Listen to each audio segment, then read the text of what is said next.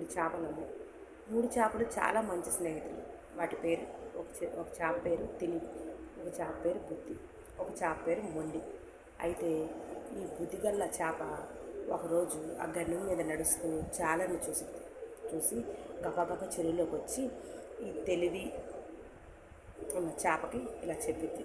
ఏమని, ఒక జాలరి ఇలా వచ్చాడు, మనకు వలేసి చేపలు తెల్లారి పట్టుకోవాలనుకుంటున్నాడు, మనం ఇక్కడి నుంచి వెళ్ళిపోదాము అని చెప్తే వాళ్ళెవరు రావడానికి, చెరువు మనది, మనం ఎప్పటి నుంచో ఉంటున్నాం, వెళ్తానికి ఇల్లు లేదు అని అనగానే ఈ బుద్ధి చేప ఇక ఆ రాత్రికి రాత్రి అక్కడి నుంచి వెళ్ళిపోయింది.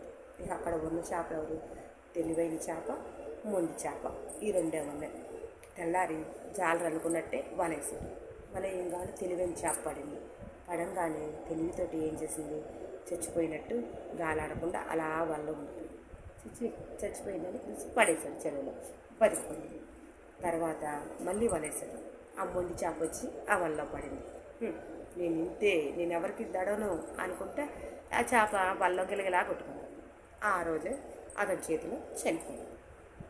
దీన్ని బట్టి ఏమర్థమైంది, ఒకసారి మనం కూడా అంతే, ఎవరేం చెప్పినా అర్థం చేసుకో, కానీ ఒకటి మాత్రం నిజం, మనం సమయాన్ని బట్టి ఆలోచించాలి, తెలివిని బట్టి ఆలోచించాలి, తెలివిగా బతకాలి.